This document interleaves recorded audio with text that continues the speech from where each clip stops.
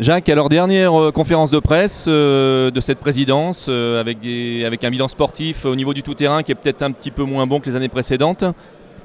Oui, on est champion du monde en enduro quand même, on est champion du monde en trial. Certes, on n'a pas remporté le motocross des nations cette année, mais ce n'est que partie remise, on va le remporter à Ernée, c'est sûr. Bon, alors on va le remporter à Ernée, ça m'amène à parler d'Ernée, le rachat entre guillemets du circuit pour pérenniser un peu l'activité motocross. Ça s'inscrit toujours dans cette politique de sauvegarde des circuits en France? Oui, ça c'est un dossier sérieux parce que bien souvent, si la fédération n'est pas là, eh bien les terrains ferment. Et là, notamment, Ernée avait des problèmes de trésorerie, hein, soyons clairs. Et on va leur permettre de pérenniser l'équipement et puis également d'organiser le motocross des nations dans de bonnes conditions parce que c'est une épreuve très chère à organiser. Et donc, l'achat du terrain va les aider en termes de trésorerie. Alors, qui dit motocross des nations dit envie aussi pour l'équipe de France de retrouver son trophée, j'imagine, l'année prochaine. Ça m'amène à te parler de l'histoire de Tom Vial et de sa non-sélection à cause d'une casquette Red Bull cette année. Quelles décisions vont être prises avec la FIM pour essayer de limiter ce problème et de faire en sorte, si jamais Tom était compétitif, qu'il puisse faire partie de l'équipe de France? Écoute, moi comme je l'ai dit lors de la conférence de presse, on ne va pas recommencer une telle histoire. En tout cas, moi, j'ai absolument pas envie de recommencer. Moi, j'aurais aimé avoir Tom cette année. Sans doute, il sera parmi les candidats potentiels en 2020. Et donc, il faut qu'on évite une telle difficulté. Et donc, j'ai pris contact avec la FIM, avec le président de la FIM et avec Ustream Longo pour... je repars.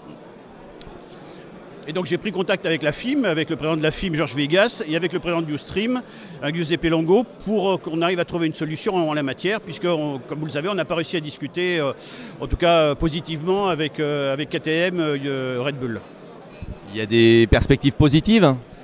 Oui, en tout cas, les deux personnes que je viens de citer m'ont garanti qu'on trouvera une solution pour l'année prochaine, parce qu'encore une fois, je ne veux pas recommencer une telle histoire. Alors, pour rester juste sur le domaine autrichien, le groupe KTM organise le WES, qui a été baptisé cette année pour 2020 l'Enduro World Championship, alors que le championnat du monde FIM s'appelle Enduro GP. Où est-ce qu'on va avec ces deux appellations? On pourrait plutôt poser la question à KTM et à Red Bull. Moi, je n'en sais rien. En tout cas, il y a clairement du parasitisme. Il y a un championnat du monde qui existe depuis toujours. Et c'est KTM et Red Bull souhaitent visiblement vouloir surfer sur ce que la FIM a mis en place depuis des années pour des objectifs commerciaux, je suppose. Enfin, écoutez, là-dessus, je suis moi-même très surpris que l'on veuille comme ça déstructurer en fait le sport, parce qu'avoir deux championnats, dont un championnat qui est un championnat qu'on peut appeler pirate, ou en tout cas, c'est quand même très, très surprenant de la part d'une firme telle que KTM ou Red Bull. Ce qui peut paraître surprenant aussi, c'est que le terme Enduro World Championship ne soit pas protégé par la FIM.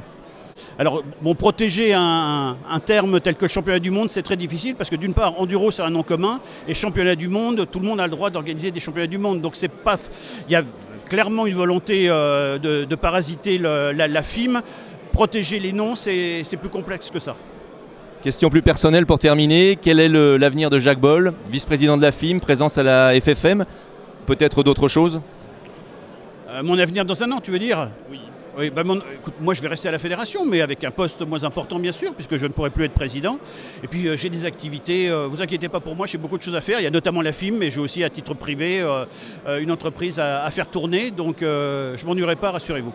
Est-ce qu'on peut imaginer qu'une présidence de la FIM puisse t'intéresser un jour? Définitivement non. Très bien. Merci Jacques.